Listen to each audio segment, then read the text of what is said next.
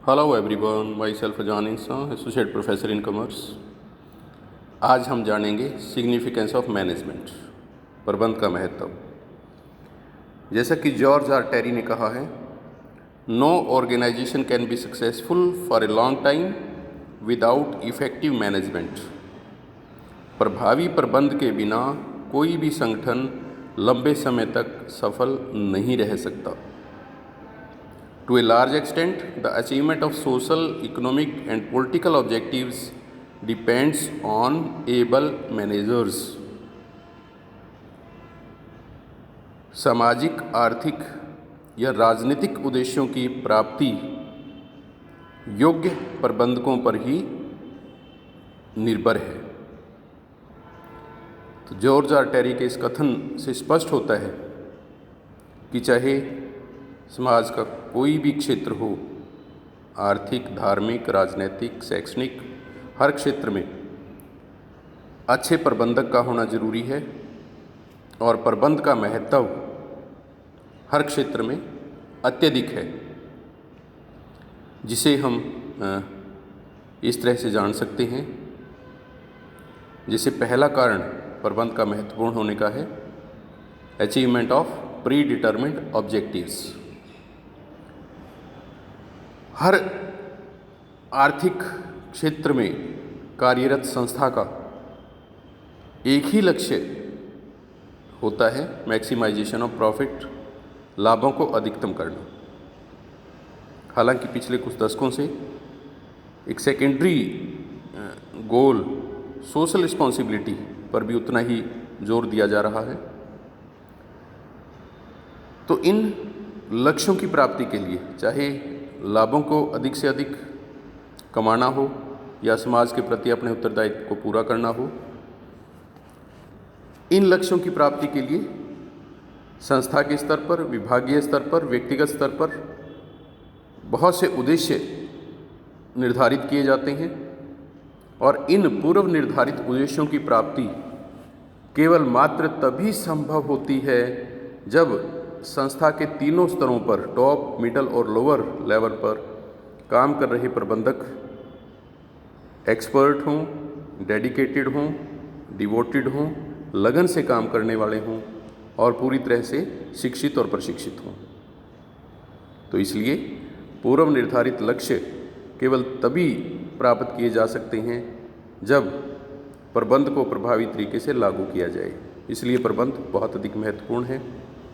Second, maximum utilisation of resources,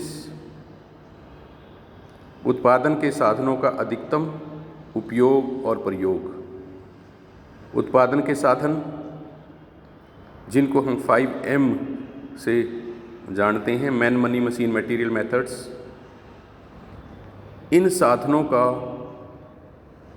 उपयोग तभी संभव है पूर्ण तौर पर जब प्रबंध कुशल हो, क्योंकि इन साधनों का प्रयोग प्रबंधकों द्वारा तय की गई योजनाओं के अनुरूप होना है।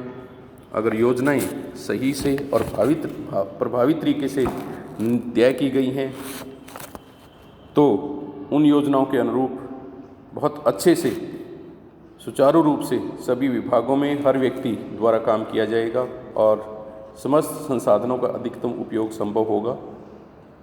इसी प्रकार प्रभावी नियंत्रण स्थापित करने का काम हो या प्रभावी तरीके से संगठन स्थापना की बात हो या लोगों को मोटिवेट करना, प्रभावी तरीके से संदेश वाहन, कम्युनिकेशन, हर कार्य प्रबंधक द्वारा अगर अच्छे से किया जाएगा तो ही समस्त साधनों का अधिकतम प्रयोग और उपयोग हो पाएगा।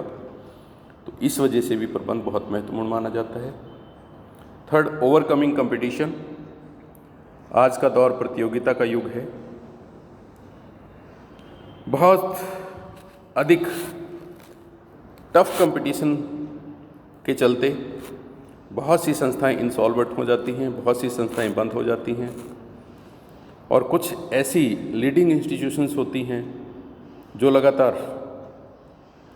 तरक्की करती चली जाती हैं, जिनका हर वर्ष लाभ प्रतिशत पिछले सालों की अपेक्षा अधिक होता है। और उनमें नई नई रिसर्च की जाती हैं। प्रोडक्ट लगभग इम्प्रूव्ड होते हैं हर साल और उनसे ग्राहक बहुत अधिक संतुष्ट रहते हैं।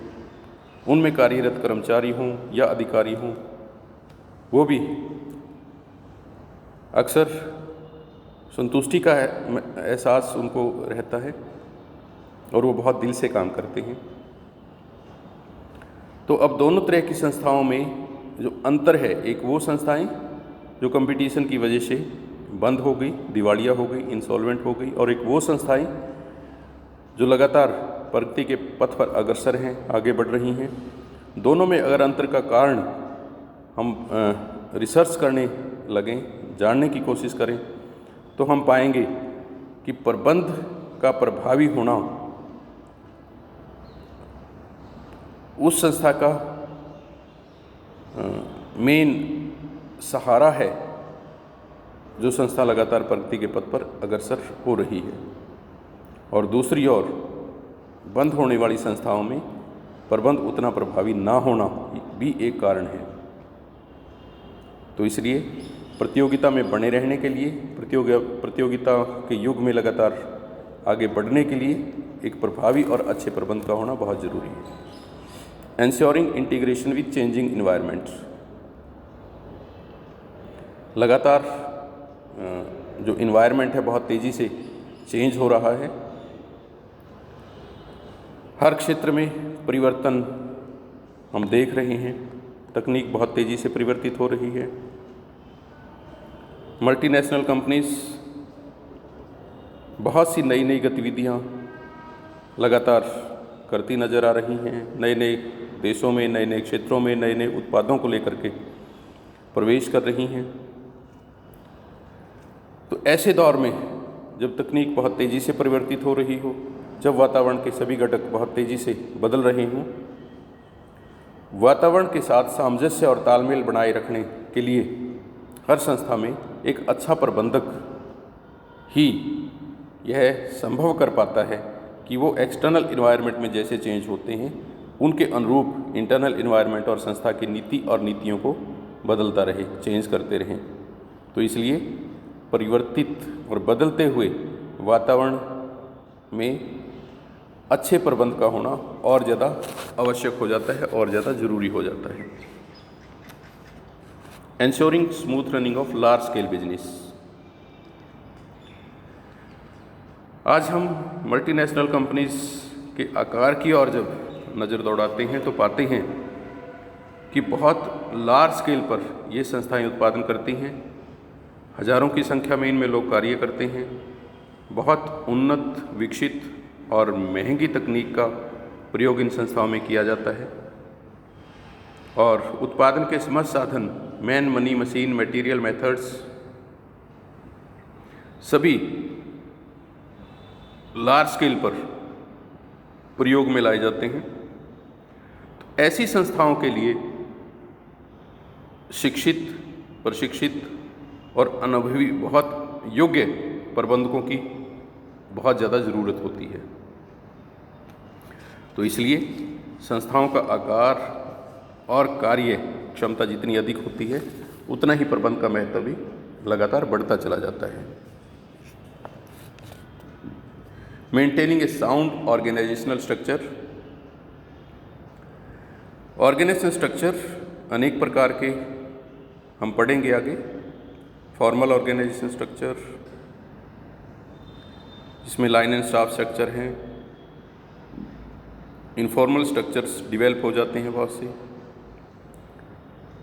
लाइन ऑर्गेनाइजेशन स्ट्रक्चर है, फंक्शनल ऑर्गेनाइजेशन स्ट्रक्चर है, कमेटी ऑर्गेनाइजेशन स्ट्रक्चर्स हैं। फंक्शनल फॉर्मेनशिप का विचार फ्रेडरिक विंस्लो टेलर ने दिया है। तो कौन सा ऑर्गेनाइजेशन स्ट्रक्चर किस संस्था के लिए सूटेबल है, ऑर्गेनाइजेशन स्ट्रक्चर को इफ़ेक्टिव किस तरह से बनाए रखा जा सकता है, लोगों के बीच कार्यों का बंटवारा या अधिकार सौंपने का कार्य, दायित्व निश्चित करने का कार्य, उनको लगातार अभिप्रेरित रखना प्रभावी तरीके से संदेश वहन कम्युनिकेशन करना, समस्त कार्य तभी ठीक से किए जा सकते हैं जब उस संस्था का प्रबंध सक्षम हो, कुशल हो। प्रभावी तरीके से प्रबंध अगर किया जा रहा है तो ऑर्गेनाइजेशन स्ट्रक्चर प्रभावी रखा जा सकता है। अगर प्रबंध में कमी आ जाती है तो ऑर्गेनाइजेशन स्ट्रक्चर भी साउंड नहीं रह पाता। और ऑर्गेनाइजेशन स्ट्रक्चर किसी संस्था के लिए रीढ़ की हड्डी या जैसे हमारे शरीर में खून का योगदान है वैसा ही काम करता है। तो इसलिए ऑर्गेनाइजेशन स्ट्रक्चर को प्रभावी बनाए रखने के लिए भी अच्छे प्रबंध की ज़रूरत होती है। Establishing good labour owner relationship. 3-4 दशक पहले ऐसी बहुत सी परेशानियां व्यावसायिक जगत में देखने में आई जिनका कारण लेबर ऑनर स्ट्रगल रहे। लेबर यूनियंस बनी, यूनियन के बहुत से क्रांतिकारी लीडर्स आए, उन्होंने लेबर यूनियंस के अंदर मालिकों के प्रति इस प्रकार के भाव पैदा किए कि हमारा शोषण करते हैं, हमें अपने हक नहीं मिलते। स्ट्राइक्स हुई और मालिकों की तरफ से ताड़ाबंदी हुई और आपस में संघर्ष कई बार तो इतने बढ़े कि संस्थाओं और वहाँ रोज़गार पा रहे लोगों के लिए बहुत बड़ी निराशा का कारण वो बने। बहुत सी संस्थाएं बंद हो गई, बहुत से लोगों के रोज़गार गए और इसी वजह से अमेरिका के हॉथरॉन शहर में वेस्टर्न इलेक्ट्रिकल कंपनी में जो एक एक्सपेरिमेंट हम पढ़ते हैं, हॉथरॉन एक्सपेरिमेंट, जिस पे इसी बात पे जोर दिया गया, उस एक्सपेरिमेंट की जो फाइंडिंग्स थी वो ये रही कि अगर लेबर ऑनर रिलेशन इफ़ेक्टिव होंगे तो लेबर ज़्यादा संतुष्ट रहेगी। अगर इनफॉर्मल रिलेशन मालिकों और श्रमिकों के बीच रहेंगे तो मज़दूर बहुत अधिक रेम्युनरेशन ना देने के बावजूद भी बहुत संतुष्ट होंगे और अच्छे से काम करेंगे। इस वजह से मानवीय संबंध सबसे ज़्यादा महत्वपूर्ण हॉथरॉन एक्सपेरिमेंट में बताए गए, दर्शाए गए और उसके बाद से प्रबंध का नज़रिया एकदम से बदल गया और इस बात पर बहुत ज़्यादा जोर दिया जाने लगा कि मज़दूरों के मालिकों के साथ संबंध प्रभावी होने चाहिए, अच्छे होने चाहिए। और ये भी तभी संभव हो पाता है जब प्रबंधक कुशल हैं, जब प्रबंध प्रभावी है। तो इसलिए प्रभावी प्रबंध ही श्रमिकों और मालिकों के बीच अच्छे संबंध कायम रख सकता है। इस वजह से भी प्रबंध बहुत महत्वपूर्ण माना जाता है। Next, giving importance to research and investigation. आज हम जितने भी उन्नति तरक्की देख रहे हैं इसके पीछे मुख्य कारण रिसर्च और इन्वेस्टिगेशंस हैं। बड़ी बड़ी कंपनियों में अलग से रिसर्च एंड डेवलपमेंट डिपार्टमेंट बनाए गए, उनमें कार्यरत इंजीनियर्स पूरा ध्यान रिसर्च पर ही केंद्रित करते रहे और नई नई रिसर्च हुई, नई नई इनोवेशंस हुई, नई नई डेवलपमेंट्स हुई, जिसकी वजह से आज के हम उन्नत और मॉडिफाइड और डेवलप्ड प्रोडक्ट हम अपने हाथों में देखते हैं, पाते हैं। तो ये रिसर्च एंड इन्वेस्टिगेशंस और डेवलपमेंट का कार्य भी प्रबंध की ही देन है, अच्छे प्रबंध की वजह से ही संभव है। तो इसलिए भी प्रबंध बहुत महत्वपूर्ण माना जाता है। Fulfilling social responsibility. आज प्रॉफिट मैक्सिमाइजेशन के साथ साथ लगभग हर प्रबंधक और हर विद्वान इस बात पे सहमत है कि प्रबंध का सामाजिक उत्तरदायित्व सुनिश्चित होना चाहिए। हर संस्था समाज के प्रति उत्तरदायी होनी चाहिए और सामाजिक उत्तरदायित्व का वहन कोई भी संस्था तभी कर पाती है जब कुशल प्रबंधक के हाथों में, कुशल प्रबंध के हाथों में संस्था की बागडोर हो। तो इसलिए भी प्रबंध बहुत महत्वपूर्ण है। Aiming at increase profits. और लास्ट बताया है कि लाभ भी तभी बढ़ पाते हैं किसी संस्था के जब उसका प्रबंध कुशल हो, प्रभावी हो, अच्छा हो। तो लाभों में बढ़ोतरी का कारण भी अच्छा प्रबंध ही होता है और हर संस्था का लक्ष्य होता है कि उसके लाभ अधिक से अधिक हों। इसलिए हर संस्था को चाहिए कि उसका प्रबंध प्रभावी हाथों में हो, कुशल हाथों में हो, प्रभावी तरीके से संस्था का प्रबंध किया जाता हो। तो इस प्रकार हम बहुत से ऐसे कारण बता सकते हैं जिस वजह से प्रबंध बहुत महत्वपूर्ण माना जाता है, जिस वजह से प्रबंध का महत्व दर्शाया और बताया जा सकता है। इसके साथ ही हम यह जानने का भी प्रयास करेंगे कि प्रबंध अच्छा कैसे होता है, अच्छे प्रबंध की विशेषता क्या होती है, प्रबंधकों के बीच जो दक्षता है, जो संपन्नता है, वो किन बातों पर निर्भर करती है। Competencies of among management and workers, दोनों की बातें करें तो बहुत अच्छा होगा, क्योंकि वर्कर्स भी कॉम्पिटेंट होंगे तो ही मैनेजमेंट अगर कॉम्पिटेंट होगा तो वो सफल हो पाएगा अपने लक्ष्यों की प्राप्ति में। तो कॉम्पिटेंसीज क्या हैं, दक्षता या संपन्नता किसको कहा जाता है।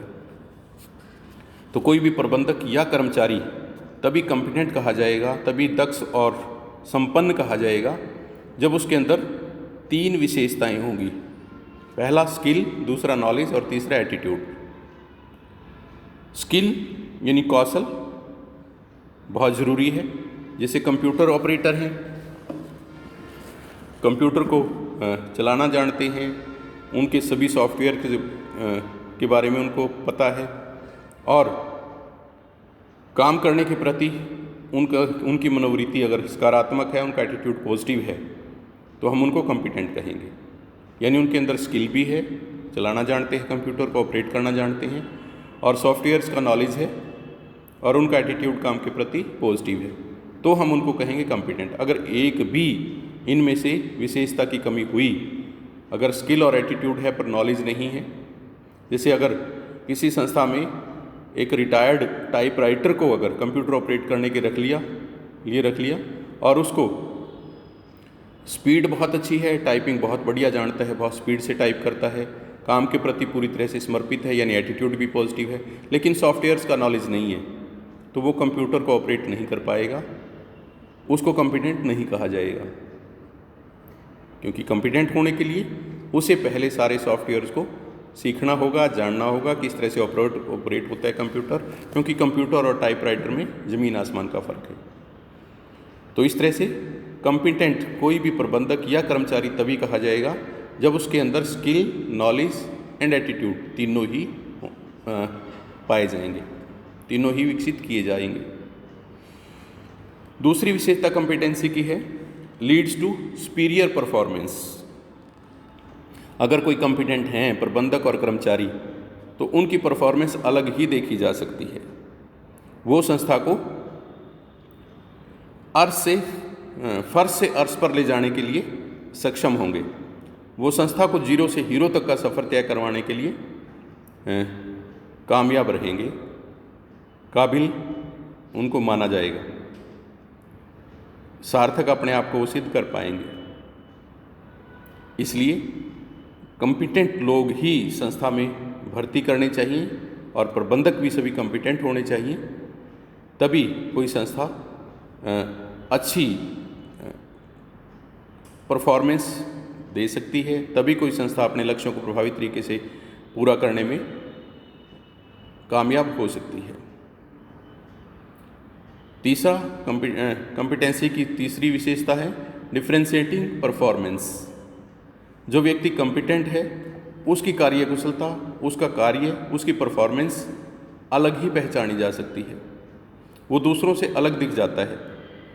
जिस तरह से बुजुर्ग एक कहावत कहा करते हैं कि देसी घी को रात में भी पहचाना जा सकता है, यानी उसकी स्मेल से या चिकनाई से महसूस कर लेते हैं कि ये घी देसी है या विलायती कहा करते, एक विलायत से आता जो वनस्पति घी। तो इसी प्रकार से दो व्यक्ति जो एक कॉम्पिटेंट हो और एक नॉन कॉम्पिटेंट हो, जैसे हमने एग्जांपल लिया एक कंप्यूटर ऑपरेटर का कि अगर एक टाइपराइटर इंस्ट्रक्टर है, उसको कंप्यूटर पे जैसे ही बिठाएंगे वो माउस को हाथ लगाएगा तो उसके हाथ कांपेंगे और उसको पता ही नहीं चलेगा कि कर्सर को कहाँ कैसे ले जाना है और कौन सी ऐप किस तरह से खोलनी है या किस प्रकार से कंप्यूटर पे काम करना है। और एक कॉम्पिटेंट व्यक्ति जैसे ही अपना काम शुरू करेगा तो उसको एकदम से हम पहचान सकते हैं उसके कार्य से ही कि ये दक्ष है, कुशल है, संपन्न है, अपने काम में माहिर है। तो इस प्रकार कॉम्पिटेंसी दो व्यक्तियों के बीच एकदम से अंतर दिखा देती है कि कौन व्यक्ति कॉम्पिटेंट है और कौन कॉम्पिटेंट नहीं है। रिलेटेड विद वेरियस लेवल्स, संस्था के अंदर व्यक्तिगत स्तर से लेकर के संस्थागत स्तर तक कॉम्पिटेंसी की ज़रूरत होती है। हर व्यक्ति कॉम्पिटेंट होना चाहिए, हर विभाग में कार्यरत सभी लोग कॉम्पिटेंट हों। संस्था के स्तर पर संस्था में काम कर रहे सारे व्यक्ति सामूहिक रूप से अगर दक्ष होंगे, कुशल होंगे, उनके अंदर काम के प्रति लगन होगी, समर्पण होगा और वो अपने काम से संबंधित पूरी तरह से शिक्षित और प्रशिक्षित होंगे तो संस्था लगातार आगे की ओर बढ़ती चली जाएगी। इसलिए संस्था के हर स्तर पर, चाहे टॉप लेवल है, middle level, lower level, even at individual level, every person should be competent. Demonstrative, तो जैसे डेमोस्ट्रेशंस देखते हैं हम, प्रोडक्ट्स की डेमोस्ट्रेशन देखते हैं, ऐसी कॉम्पिटेंसी यानी जो क्वालिटीज़ हैं लोगों के अंदर वो भी देखी जा सकती हैं। जैसे ही किसी व्यक्ति को काम करते हुए हम देखते हैं, उसका काम करने का सलीका, तरीका हमें बता देता है कि वो अपने काम में कितना माहिर है। यानी काम के प्रति उसके अंदर अगर लगन है, काम को अगर वो जानता है, अगर ध्यान से काम कर रहा है, तो देखते ही हम बता देते हैं कि ये बहुत अधिक कॉम्पिटेंट है। और अगर उसको काम का नॉलेज नहीं है या काम के प्रति उसकी भावना अगर सकारात्मक नहीं है, काम करना नहीं चाहता, कामचोर है, या उसको काम करना नहीं आता, स्किल नहीं है, तो भी एक पहली नज़र में देखते ही हम पहचान लेते हैं कि ये व्यक्ति या तो कामचोर है, या इसको काम आता नहीं है, या इसको काम का ज्ञान नहीं है। तो इस प्रकार से जो कॉम्पिटेंसी है दैट इज़ डेमोस्ट्रेटिव, उनको एकदम से देखा जा सकता है, पहचाना जा सकता है। रिलेटेड विद जॉब रिक्वायरमेंट, जैसी कोई जॉब होती है, जैसा हमने काम लोगों से लेना है, उस पे निर्भर करता है कि हमें किस तरह की कॉम्पिटेंसी का आदमी चाहिए। जैसे हमने कंप्यूटर ऑपरेटर चाहिए तो उसके लिए व्यक्ति को कंप्यूटर का ज्ञान हो और उसके अंदर कंप्यूटर ऑपरेट करने की स्किल हो और एटीट्यूड काम के प्रति पॉजिटिव हो। तो जैसा हमारा काम, जैसी हमारी जॉब, उसके अनुरूप व्यक्ति कॉम्पिटेंट हो, ये देखना जरूरी होता है। और लास्ट है डेवलपिंग नेचर। जो कॉम्पिटेंसी है it is always in developing process, remained always in developing process. कोई भी व्यक्ति अपने आप को कभी भी पूरी तरह से संपन्न नहीं कह सकता, पूर्ण दक्ष नहीं कह सकता, क्योंकि समाज परिवर्तनशील है, तकनीक लगातार बदलती हैं, विकास की ओर लगातार हर क्षेत्र अग्रसर रहता है हमेशा। तो इसलिए हर व्यक्ति को, चाहे वो कितना ही दक्ष हो, कितना ही संपन्न हो, कितना ही कॉम्पिटेंट हो, उसको लगातार जैसे जैसे समाज में विकास होते हैं उसके अनुरूप लगातार अपडेट्स अपने आप को रखना होता है। लगातार अपनी कॉम्पिटेंसी को इंक्रीज़ करना हर व्यक्ति के लिए आवश्यक होता है। इसलिए कॉम्पिटेंसी लगातार विकास की ओर अग्रसर रहती है। It always remain in developing stage. Thank you, thanks a lot please.